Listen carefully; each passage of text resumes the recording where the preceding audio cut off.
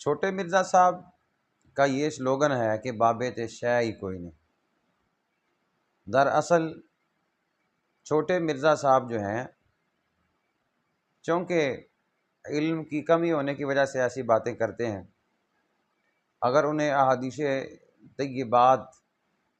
کو پڑھنے سننے کا موقع اگر ملا ہوتا تو ہرگز وہ ایسی بات نہ کرتے۔ المعجم الاوسط کے اندر ایک روایت ہے،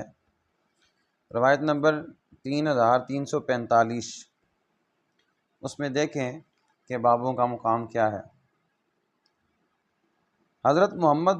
ابن ابی شری عسقلانی رحمۃ اللہ تعالی علیہ بیان کرتے ہیں،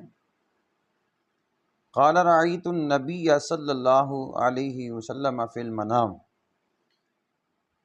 میں نے خواب میں رسول اکرم صلی اللہ علیہ وسلم کی زیارت کی۔ یہ حضرت محمد بن ابی شری عسقلانی رحمۃ اللہ تعالی علیہ فرما رہے ہیں کہ میں نے خواب میں رسول اکرم صلی اللہ علیہ وسلم کی زیارت کی،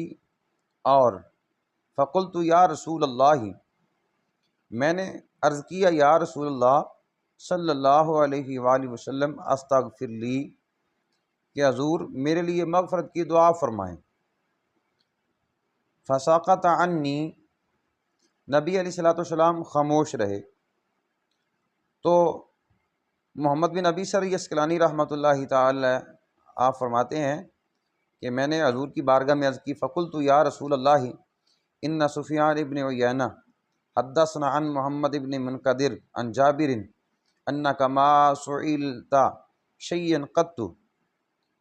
فقلت لا، کہتے ہیں کہ میں نے عرض کیا یا رسول اللہ صلی اللہ علیہ وسلم، سفیان بن عیینہ نے مجھے محمد بن منقدر سے واسطے سے حضرت جابر کے حوالے سے یہ بتایا ہے کہ آپ سے جب بھی کوئی چیز مانگی جائے تو آپ نے کبھی کوئی انکار ہی نہیں کیا۔